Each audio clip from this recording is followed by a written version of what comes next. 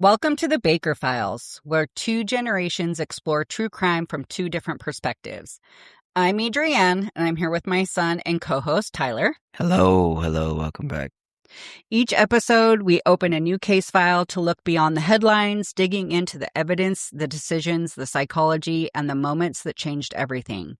More than just what happened, we ask the question that keeps us coming back. Why? We don't claim to have all the answers, but we do enjoy challenging each other's perspectives and having the conversations every true crime fan is already thinking about. So grab your favorite drink, settle in, and let's open the Baker Files. So today we're talking about one of the most infamous true crime cases in the last 2 decades. It's a case that seems straightforward on paper, but became one of the longest and most publicized murder trials in modern history. This is the story of Jodi Arias and Travis Alexander. It's a story about obsession, manipulation, and a brutal murder. The defendant, whose own words may have done more damage than any piece of forensic evidence ever could. So who was Travis Alexander? Before we even talk about the crime, it's important to remember the victims always. So Travis was 30 years old. Friends described him as charismatic, ambitious, deeply religious, and someone who genuinely cared about helping people succeed. He had overcome an incredibly difficult childhood marked by addiction and instability, eventually finding success with prepaid legal, and he became a motivational speaker. He had big dreams. He wanted a wife and a family. In September of 2006, sorry, not 2026. It's so hard to say 2000 anymore. While attending a conference in Las Vegas for work, he met a woman named Jodi Arias. The attraction was immediate, and within weeks, they were dating. Jodi even converted to the Church of Jesus Christ of Latter-day Saints shortly after meeting Travis, and that's something that people later questioned why she did it. It was more probably about Travis than faith itself. Friends said their relationship became intense immediately. The two exchanged thousands of text messages, spent hours talking, broke up, got back together, broke up again. Even after officially ending the relationship, they continued seeing each other in secret.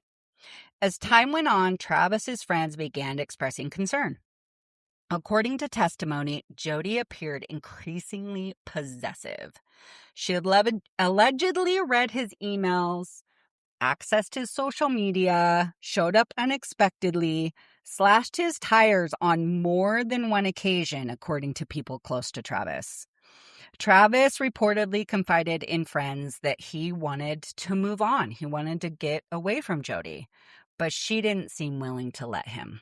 So a little obsession going on. In late May of 2008, Jodi borrowed 2 gas cans from a friend. She rented a car instead of driving her own car, and she changed her hair from blonde to brown. About a week before the murder, a .25 caliber handgun was reported stolen from her grandparents' home in California. Travis later would be shot with a .25 caliber weapon. The gun was never recovered, but prosecutors argued the timing was significant. Investigators would later argue these weren't random events. They were preparation. On June 4th, Jodi drove hundreds of miles to Mesa, Arizona. She arrived at Travis's home.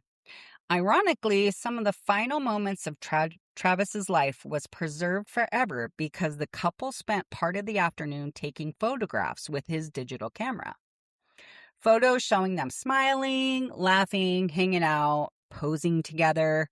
Then, one accidental photograph captured Travis bleeding on the bathroom floor. Investigators believe the camera was dropped during the attack. That single image would become one of the most haunting pieces of evidence presented at trial. Medical examiners determined Travis suffered an unimaginable attack. He was stabbed 27 times, shot in the head with a .25 caliber handgun. His throat was cut so deeply that both carotid arteries and his jugular vein were severed. He also had defensive wounds on his hands, showing he fought desperately to survive. Expert testified that he likely remained alive during much of the assault. Wow. This wasn't a quick killing. It was violent, personal, and extraordinarily brutal. Afterwards, the killer attempted to clean the scene. The camera was placed inside a washing machine in an attempt to destroy it with some sheets that they had been in the day before, or that day. Fortunately for investigators, while the washing machine damaged the camera, it didn't destroy the memory card. The memory card was fine. So all of those photos were intact. And eventually, they would become one of the strongest pieces of evidence against Jodi. Several days passed after the 4th of June.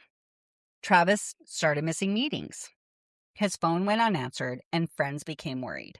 Now, he was supposed to go on a trip to Cancun, so they weren't like, 5 days later, they were kind of like, oh, maybe he just left and he went on this trip, so that's why there was 5 days in between. But when nobody can get a hold of him, of course he took his phone with him on the trip. So they weren't really too worried, maybe he left early and that's why he missed meetings. But on June 9th, they entered his home. What they found was horrifying. Travis's body had begun decomposing in the shower. So she left him in the shower. Jesus. Almost immediately, several friends mentioned one name to detectives, Jodi Arias. Immediately, his friends and family were like, look at her. Yeah. So it took several months for detectives to sit down with Jodi. From the moment the interview began, she was confident, calm, cooperative, at least on the surface. She at first insisted she had not been anywhere near Travis's home on the day he died. In fact, she walked detectives through an incredibly detailed account of her travels, explaining where she'd driven, what she'd been doing, and the route she'd taken. The story sounded polished. The problem was, investigators already had evidence proving she had been inside Travis's home. As Detective Esteban Flores slowly presented that evidence, Jodi never admitted responsibility. Instead, she looked for another explanation. When showed photographs recovered from the washing machine, she questioned whether maybe that memory card was hers instead of from Travis's camera. When confronted with her blood inside the house, she wondered if it could have been left there days earlier. When detectives mentioned her bloody palm print on the hallway wall, she suggested it might have happened when she'd accidentally cut her hand while grooming one of Travis's dogs, or maybe from broken glass. Every piece of evidence had an explanation, and none of those explanations included the truth. One thing Detective Flores did exceptionally well was remain patient. He didn't rush Jodi. He didn't argue. He simply kept introducing evidence, allowing Jodi to adjust her story with each new revelation. Looking back, it's almost like watching someone troubleshoot the evidence instead of simply telling investigators what happened. I actually watched 9 hours of her police interrogations, and it was exactly that. She was very quiet when he was talking about the crime. But then if we talked about other things, she would remember minute details, dates, times. She'd laugh, telling stories about Travis and what she did and things like that, telling stories about her family. So the next day, 2 days of interrogation, I think there was 3 in total, but the next day they changed tactics. Instead of confronting her with more forensic evidence, a female detective tried appealing to Jodi's conscience. She told Jodi she believed there was a good person inside her. She talked about Travis's family. She talked about closure. She even asked Jodi to think about how she wanted the public to remember her, because eventually the media would learn about this case. It was an opportunity to tell the truth. But instead, Jodi repeatedly said, "It doesn't matter. You already have enough evidence. There isn't anything I can do." But she still refused to admit killing Travis. What stood out during this interview wasn't just what Jodi said, it was the thing she seemed most concerned about. She worried about how much cash she had when she was arrested. Where was it? Was she going to get it back? Can she get it put on her books? She worried about a recent wedding she'd photographed and whether the bride and groom would get their pictures from that day. She was very concerned about that. She talked about her family, her siblings. When asked if she had anger issues, she calmly said no. Hours into the interview, she even asked detectives if she could see the crime scene photos again because she wanted to get something straight. She asked for that many times, if she could see it. Can I see the crime scene photos? And not just the photos from the camera, but the actual crime scene photos. Right, the ones taken after the fact. Yeah, she wanted to see all that. Investigators believed she wasn't trying to remember. She was trying to build a story that matched the evidence they already had. People often say Jodi changed her story 3 times, which technically that's true. Her 3 major versions were, first, I wasn't there at all. Then it changed to masked intruders killed Travis. She said someone broke into the house and was there and she was afraid and she saw them and she ran and she just didn't say anything because she was afraid. Okay. Finally, she said, I killed him in self-defense. But these stories are only part of it, right? Within those 3 versions were dozens of smaller changes. She changed timelines, changed explanation, changed details. Every time detectives uncovered another piece of evidence, her story seemed to evolve. That eventually became the prosecution's entire theme. Jodi wasn't telling one consistent version of events. She was constantly rewriting it. And usually when you're telling the truth, it's the same every time. The story's going to remain constant, right? Yeah. During the trial, prosecutors were seeking the death penalty. The case, when that happens, when it's a death penalty case, that moves much slowly than a typical murder trial. Death penalty cases require additional hearings, expert testimony, extensive forensic review, and years of legal preparation. That's one reason nearly 5 years passed between the murder in 2008 and the trial beginning in 2013. Once the trial finally started, Jodi made a decision most murder defendants never make. She testified. Not for a day, not for 2 days. She testified for 18 days. She was on the stand, which is unheard of. Yeah, it was one of the longest stretches ever by a murder defendant. So what happened during those 18 days?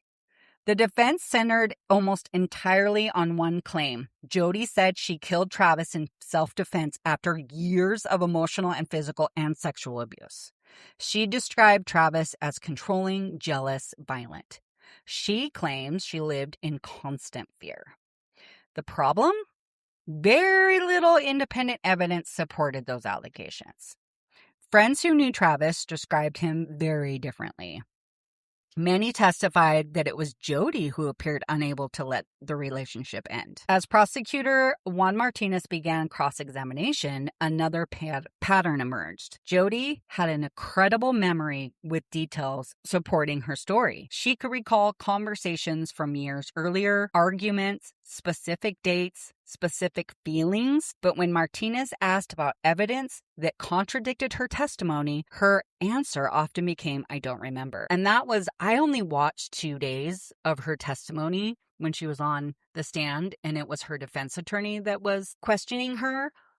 And he started way back when she was a teenager, and she could recall minute details about her relationship with her boyfriend in high school, dates, things that were said, like all this information. But then in the interrogation, same thing, right? Like she got super quiet. I couldn't quite remember. Everything's really hazy. I don't really know.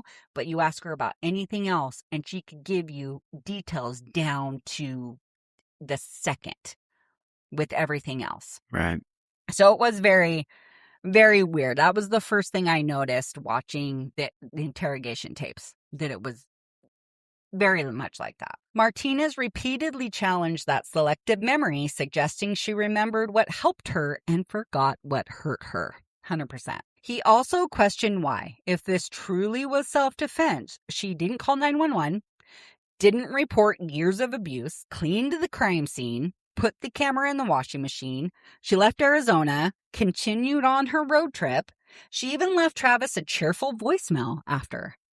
Told police for months she'd never been there. Those questions became some of the most powerful moments of the trial.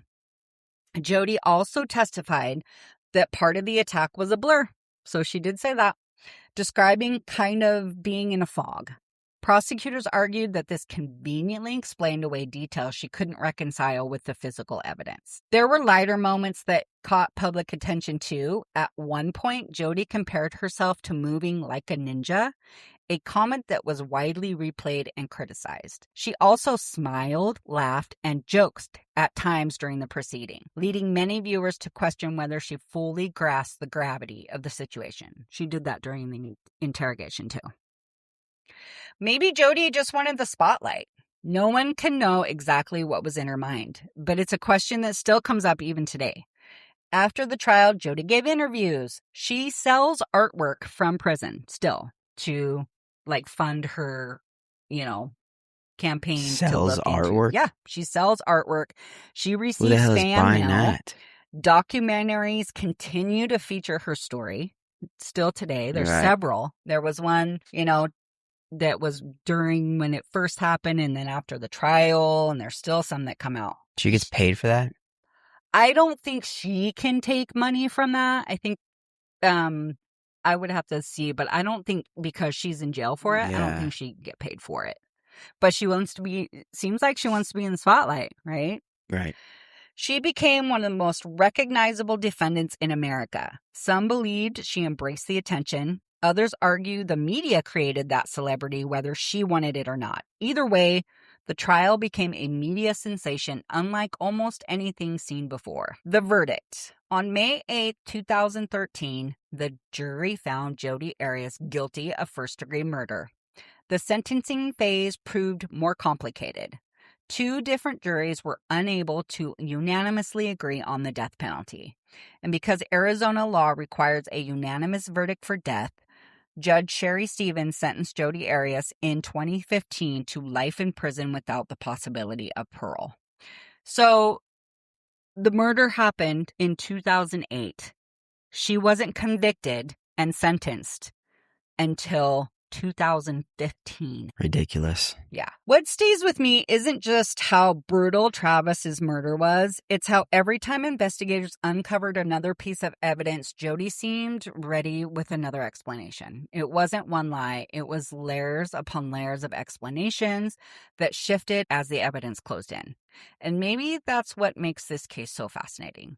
If she'd claimed self-defense from the beginning, would anyone have believed her? We'll never know, because instead she spent months denying she was even there, blamed masked intruders, and only admitted to killing Travis after the evidence left her nowhere else to turn. And while the trial became one of the biggest media spectacles in true crime history, it's important to remember who lost the most. Travis Alexander never got to tell his side of the story. His family spent years waiting for justice. And at the center of all the headlines was a man whose life was cut short in one of the most violent crimes Arizona has ever seen. That's pretty insane, honestly. But my mind sitting here, I think, listening to the whole story is like, this is more or less of a case of,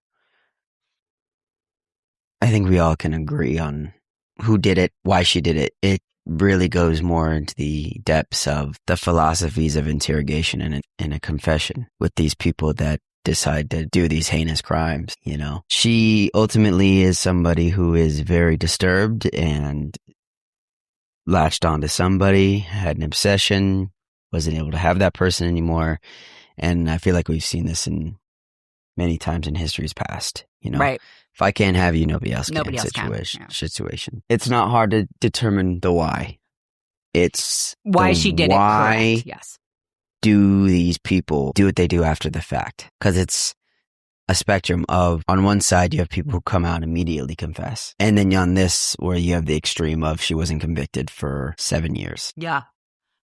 It's a whole theatrical event for them. Is it because they want to be famous? Is it because it's like, she knows she did it, but that's the why I'm sitting here thinking of, It's not in the previous cases we've talked about of like not knowing what made these people do it, right. We know she was obsessed. It was her obsession. There wasn't some convoluted story. It was she took pictures of the situation, and it goes back to her wanting to see the crime scene photos. It's like there's multiple situations of because you said that the investigators thought that she it wasn't that she was trying to remember, but what if she was? Right. Yeah, that's kind of what I was thinking, because it's like But was she trying to remember so that she could get her story straight? Or was she wanting to be like, look what I did Yes. to herself? Yeah, I think that's what it was. Yeah. I think it's the latter because it was absolutely planned. It's not this. We're not. And as you were explaining the story, I actually did watch. Shout out to a channel on YouTube called JCS. They did They did a whole thing on her interrogation and stuff. And I don't remember a whole lot about it, but I remember watching that video. And yeah, no, it was definitely she framed so much ignorance and kind of just this like, yeah, she had it all figured out. Like, oh no, yeah, this is my story and this is just how it goes. Like, there's not, like, she had it all in her head that, yeah, no, there's just no way. But in reality, she knows she did it. And so it's just like trying to determine whether or not, like, why go through such a ridiculous process? Yeah, because she definitely, like I said, it was planned. She changed her hair color. She planned this trip. She even said in the interrogation, like, her phone lost battery. That's why they couldn't track her, because they were like, you were here in your phone. We could track you on the cell towers. You were there. And then all of a sudden it was gone. And for this 12 hours or whatever it was, what was going on with your phone? Oh, my battery died and I didn't know where my charger was. And then I finally, after this, I rested and I was at a rest stop sleeping and I found my charger. So she had an excuse for everything. Yeah, it was. But the evidence against her. You think she pulled that out of her ass out on the spot, or was this something that because I mean, realistically, she had time. Yeah. Like you said, it was months before investigators could even reach her, And so I think with what she knew, she calculated, because her trip that she was on, she drove. She just liked to take car trips. That was her thing. She likes to travel, and she would just go by herself. And so that's what she did. She went up to see her friend in Utah and blah, blah. And she literally was like, I was on this highway and then I was on that highway for this many hours. And then, I mean, down to the minute. So she had all that planned out. But when the cracks started coming in and they were like, no, we don't believe you, she'd get super quiet and she wouldn't talk. She'd like shut down. And they just kept going like, we know. Her whole thing crumbled like because of her own volition. Like, and that's when she started asking about. That's the thing is like, yeah, you want to sit here and be like, oh, I know everything, but then you're just an idiot. Like, if there's going to be like, and that's another thing too, is like, if you're so decisive in your story and how you're going to be, you could have, like, flipping the script, like, you just left him where you left him and you left the scene the way it was. Like, if you were actually really going to try to get away with this, you did a horrible job. A horrible job. Yeah. Right. Like leaving her palm print. That was the biggest thing. What are we doing here? Yeah. Your palm print, like how, well, maybe I cut it on the glass or I cut it while I was grooming his dog or, I mean, all these excuses. She had an excuse for everything. And that's the thing that I think that bothers me a lot when it comes to cases like this and many others is just the pure arrogance. Yes. Of these people. And it just goes to show, of course, they're willing to go through the actions of ending a life and then to just go about it the way they do afterwards, to string it along for 7 years, to manipulate and twist things to make it sound like it either wasn't as bad or it wasn't their fault or this or that, when in reality everybody knows in their back of their minds that this is a murderer talking to them and that they know that they're at fault. Right. And it's just I don't know if it's just an outside looking in perspective of like, I've never committed anything like that, but just like, how dare you? Like, you don't have a right to sit here and do this. It's almost like the arrogance, right? Yeah. It's like an arrogance of, and that probably comes down to why or how do they think they're going to get away with it? And a lot of them do think they're going to get away with it. Like, that's the arrogance. Yeah. It's the other thing I was thinking too is like, I think some of them genuinely believe that they have a chance in their own minds, that maybe, I guarantee some of them think that what they did, it wasn't even that bad. Because in their twisted, altered view of the world, I guarantee in so many different situations that some of these horrible people, murderers, think that what they did was validated in some way or justified in some way, that the victim did this, and this to me. This is why I, quote unquote, had to do it, or this or that. And so in their own minds, they continue down this path of framing this idea of innocence or that they were justified in some way. And it's just disgusting. I hate seeing it. Yeah, absolutely. Or maybe because of the obsession, right? Because that's a different beast, being arrogant or obsessive. I mean, you get so locked in on being obsessive that she got to that point where she was just so obsessed over him. That was the only thing she could do. And then in turn, if you think about it, now that he's gone, what else is she going to obsess over? Right. Still him, but in the sense in a of different way. What happened, and going to drag out this conviction and this case and investigation for years and years and years, and being on a stand to testify for days and days and days and days and days for 18 days. It all boils down to the whole reason she was in that situation in the first place. You're right.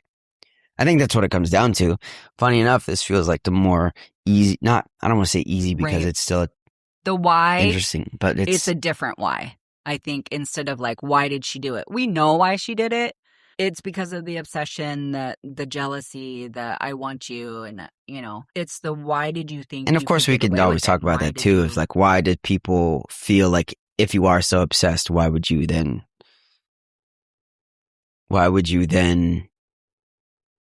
destroy what you're obsessed with? Right. Like that doesn't make a whole lot of sense. But I think it does come down to the whole idea of like, well, having you here in this world is so painful because I can't have you that I might as well permanently erase that. So it's not, I don't know, maybe that could be the case, but. Yeah, we'll never know that part of it, I don't think, because it's, she hasn't changed from her, I had to kill him because he was abusive. Yeah. That's been her whole shtick. Which we don't know for sure, but pretty confidently nobody else saw it. None of his other girlfriends. Like maybe he got to the point where she was so obsessive and wouldn't leave him alone that he got to be where it's like, leave me alone. Maybe, who knows? I don't know. Nobody knows, right? Right. I mean, it was so violent. It could have been so one-sided. Like, who knows? Yeah, you get caught off guard, and then it just becomes a hateful thing. She saw it that way because he was like, leave me alone. Right. So she put that in her mind of he's abusive. Like, how dare he? He rejected me. That's the end of the world for her in her mind, Yeah, that's very true. I think the thing with this case, it's just because of the sensation of it, that it took 15 years, that it's... And ultimately, it could boil down that they just want some type of notoriety. They want some... I mean, it's not... You're infamous, but infamous is still... Yeah. You're being... I don't think she started out that way, but I think once she became that, she embraced it. People feed into that. And totally that became her new obsession. And I don't think that... And that's that's the tough part too, right? Of the general populace having access to information and stuff while it's happening, because then it just ultimately spreads. And I mean, stories like that people want to know about it. What happened? What's going on? And so it ultimately feeds into these people's desires of wanting to be seen. Right. Regardless of the deed that's done, good or bad, but obviously bad. And people, I think, reaching out to, like that said, the media. Did the media make it that way? Yeah, and I think that's in multiple cases of at making it worse. Mm-hmm. Had there been no exposure to the situation and anything, would she have drawn it out like that? Would she have just confessed normally had there not been, so that goes into question of how much should there be known? Because I do think that, I mean, in so many historical events in terms of murder, so many of them want to be famous. They do said deeds to be famous, to put their name out there. You know, you talk about copycats, you talk about, you know, especially in the late 60s, 70s, 80s, where we've had all these serial killers. Like, that's what it came down to. It's because there's movies made about you. There's this made about you. There's this, there's that. Should we be feeding into that? Right. I mean, look at Ted Bundy. Yeah. I mean, that was It's a household name. how long ago? Everybody knows. You might not know a single thing that happened, but you know his but name. you know the name. You know Dahmer's name. Right. And so it's like, did she ultimately, before doing all this, was that her goal? Probably not. Probably not. She wasn't thinking, oh, I want to, you know, she wasn't like, I want to kill this. Like, it just, it's like we said, it's a thing of obsession. One thing led to another.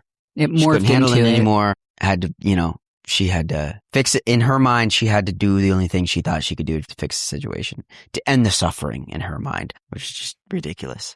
Yeah. And it sounds like she changed herself a little bit for him, you know, like joining the church. She did not grow up Mormon.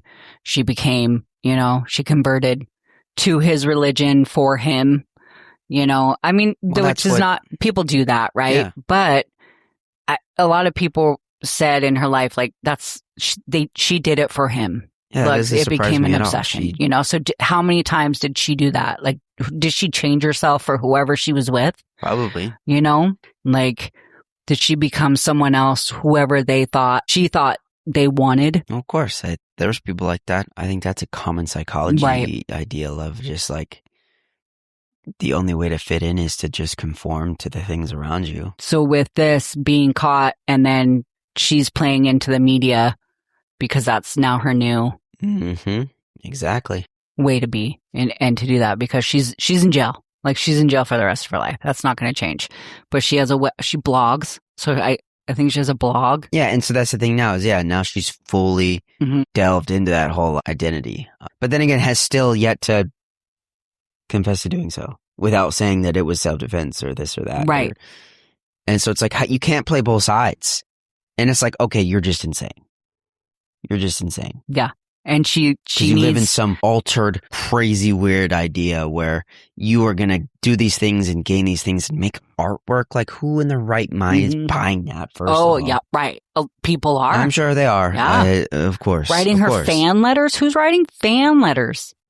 And that's the thing is that people are feeding into this. People didn't know her name. It wouldn't, it's such a weird dichotomy of allowing, of course, as the general public, we should have the right to know of who is doing some crap. But then, of course, you have the opposition of like, maybe we should know every detail of it. But it's an obsession. And I have to say, I'm because it comes down to attention. Yeah. Right. She feeds off the attention of others, whether that be her partner or whoever may be in her life. And then that got massively personified to so many more people because she's now infamous for what she did.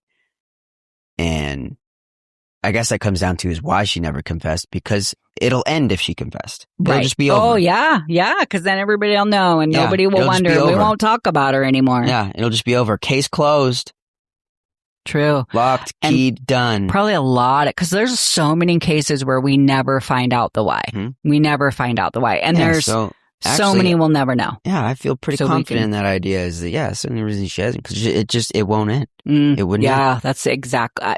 Maybe she feels after doing what she did, maybe she really actually didn't like what she did. Maybe she goes, I ended what I wanted, that attention. And then ultimately that led into what it is now. And the only thing she could grasp at, and that's what's leading her to do what she does. But that's really the only way that I can formulate a conclusion on why she decided to do what she did and the actions that led us to where we are now. That's really deserving that there's people who are sending her like a full on, like on her side. Because I mean, you would think fan letters are like, I don't know, or maybe they're just like what constitutes, I don't know, like what constitutes a quote unquote fan. Well, of course, there are people who want to do the same things. You know what I mean? There are people out there like that. Yeah, that's why but then there's that's why it's like curious copycats people and stuff like this. It's Yeah. like the whole thing. Like, why are we? Yeah, I don't but know, then there's that's people like me. Like I'm very true crime fascinates me, right? right. And sitting here I don't having want the to say I'm a conversations fan, we are but now. it's more of the how can someone do that? Why? Like, how can someone do that to another person? It blows my mind. I can't wrap my head around it. And that's why I watch it. And, you know, but people like, yeah, are a fan. Like she, I guess, blogs about her daily life in jail and people follow her. Who cares? Right? Like, what did you do today? I ate dinner like, and I don't, you know, like you don't, why are we feeding into her? Don't, like, exactly. Like, you don't have the right to have any exposure. No. To have anything. Your identity should be stripped, locked away, like you are in prison because you took someone's life. They no longer get crime. to be.